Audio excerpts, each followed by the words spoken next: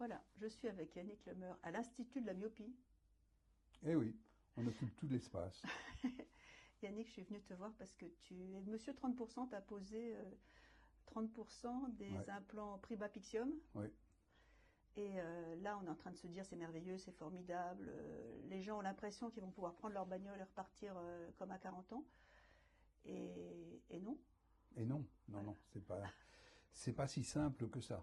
Faut Déjà, déjà, déjà la technique.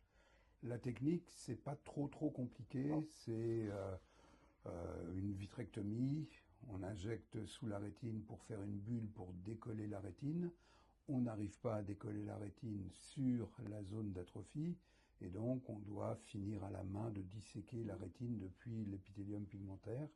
Une fois que c'est fait, une petite rétinotomie, on glisse, on injecte exactement, puisque c'est un injecteur qu'on a développé, on injecte la puce sous la rétine, perfluorocarbone pour remettre tout à plat, et puis un échange fluide-air, et à la fin, gaz ou silicone, suivant les convictions intimes de chacun. D'accord. Il n'y a pas de recette magique, il y a des choses à ne pas faire. Enfin bon, c'est à la portée de tous les chirurgiens habituels de la rétine. L'entraînement est simple et les résultats anatomiques sont habituellement bons, ce qui est important puisqu'on ne veut prendre aucun risque avec la rétine périphérique, puisque les gens ont déjà perdu la vision centrale, c'est pas la peine de prendre le moindre risque sur la vision périphérique. Tu m'as dit qu'il y avait eu des cas d'hypertonie et de décollement. Assez régulièrement, en tout cas pour l'hypertonie, en post-op immédiat, mais finalement pas forcément plus que dans les vitrectomies gaz classiques.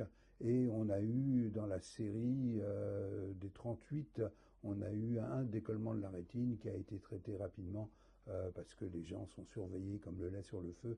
Donc finalement, ça a été sans trop de problèmes.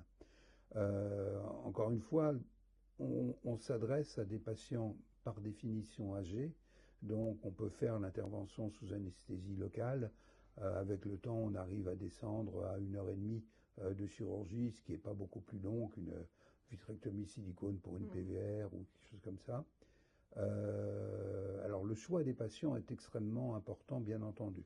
Il faut d'abord que les gens aient une acuité visuelle qui soit inférieure à 20 sur 320, on est de l'ordre de 1/20e, et que ce soit uniquement par atrophie géographique étendue. Étendue parce que la puce fait 2 mm sur 2, ce qui fait 4 mm², et il faut donc qu'il y ait suffisamment d'atrophie pour que la puce soit dessous. Oui, exactement. Si on a une toute petite atrophie, même centrale, on ne peut pas se permettre, si on met la puce qui déborderait de l'atrophie, on va rendre atrophique le reste, donc faut pas. Donc on s'adresse à vraiment des gens très atrophiques. Ce qui m'a étonné, excuse-moi, c'est que tu ne mets pas sur la fovea, tu décales. Oui, on décale un peu en dehors de la fovea. Il y a deux choses pour ça. C'est que quand la fovea est trop fine et on arrive à des foveas à moins de 50 microns, si on essaie de mettre l'implant dessous, pile dessous, on a un risque de provoquer un trou maculaire et c'est pas très agréable. Et puis après, si en plus on est pile sous la fovea, on n'a pas forcément une meilleure acuité visuelle que lorsqu'on est un peu plus en périphérie. Un périphérie, c'est 500 microns. Oui, c'est voilà. juxtafoveolaire. Mais voilà. Et donc voilà. Après, ils font de la rééducation. Et la chirurgie, c'est la partie facile et courte. Ça. Et au bout d'un mois, c'est là où ça commence, où on commence à faire travailler les gens comme des bagnards. Il faut vraiment qu'ils aient une rééducation pour apprendre à utiliser ce petit bout de lettre qui est souvent plus petit que leur scotome. Donc ils ont le scotome et au centre juste une petite zone dans laquelle ils voient apparaître des lettres. Donc il faut d'abord arriver à utiliser ces lettres-là, mais on se retrouve pratiquement dans la situation trou sténopéique. C'est-à-dire arriver à lire Tolstoï avec un trou sténopéique, c'est pas simple. Ouais. Et là, c'est un peu ça. Alors ça dépend, il y a des gens qui vont effectivement arriver à lire très rapidement des phrases complètes. D'autres, ce sera lettre par lettre et avec des gens âgés. Donc quand ils arrivent au bout de anticonstitutionnellement lettre par lettre, ils savent plus ce que c'était la première lettre au début. Donc c'est un problème. Mais bon, globalement, il y a plus de 80% des gens qui ont des améliorations de plus de 2 à 3 lignes en ETDRS. Donc voilà. Et surtout, on n'a pas perdu un œil dans notre série. Ouais. Donc voilà, les gens sont soit au pire comme ils étaient avant, soit la plupart arrivent à faire beaucoup mieux. La question qui va venir après, c'est est-ce que justement ça s'accompagne d'une amélioration de qualité de vie? Et c'est pas évident. Bon, c'est sûr que c'est mieux qu'avant, mais justement chez les gens qui vont arriver à lire de façon à peu près fluide, eux ils ont une amélioration de qualité de vie quand c'est lettre à lettre et qu'on ne dépasse pas ça.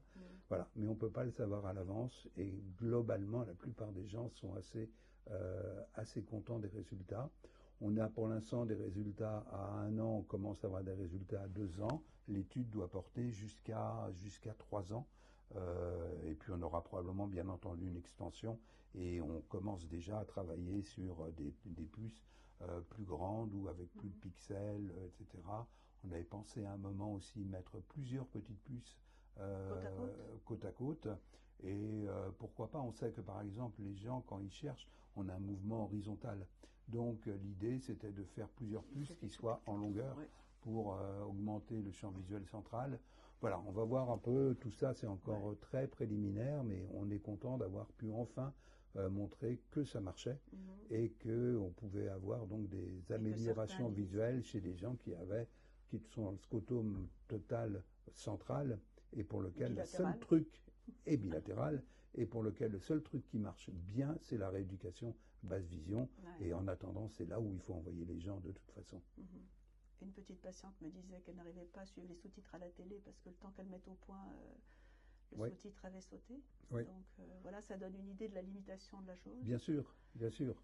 La suite, là, on attend le marquage CE. On attend le marquage CE, d'une part pour rouvrir probablement que la sécurité sociale, s'il y a un marquage CE, il y aura une demande de remboursement.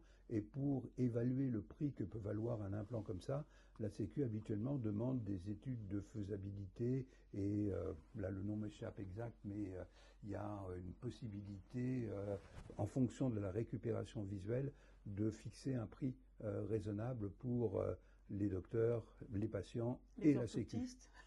Et les orthoptistes. Donc voilà, tout ça serait probablement un package complet qui inclurait la chirurgie, les séances de rééducation, les choses comme ça, quoi.